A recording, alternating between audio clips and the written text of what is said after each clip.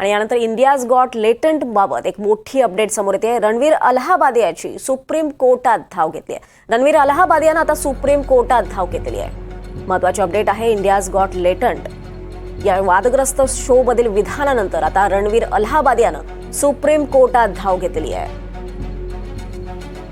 यावर अधिक माहिती घेऊयात। आपल्यासोबत आपले प्रतिनिधी रामराजे शिंदे आहेत। रामराजे, आता इंडियाज गॉट लेटंट बद्दल एक मोठी अपडेट येते। रणवीर अलाहाबादियानं सुप्रीम कोर्टात धाव घेतल्याचं कळत आहे।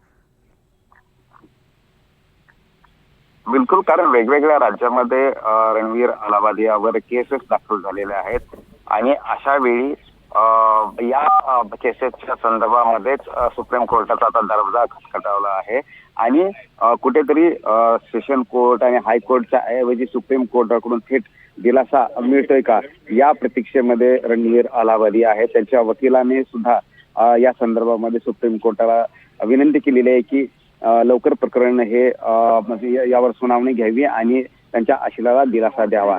परंतु सुप्रीम कोर्ट यामध्ये जेव्हा, कारण आता आज ताबडतोब सुनावणी होणं शक्य नाहीये, तर अशा वेळी सोमवारी पुन्हा एकदा रणवीर अलाहाबादियाचे वकील जे आहेत ते सुप्रीम कोर्टामध्ये जाऊ शकतात आणि सुनावणी घेण्याची विनंती करू शकतात। मग त्यानंतर सुप्रीम कोर्ट सुनावणी घेऊन दिलासा देतंय का ते पाहावं लागणार आहे। धन्यवाद रामराजे, आपण दिलेल्या सगळ्या सविस्तर माहितीसाठी।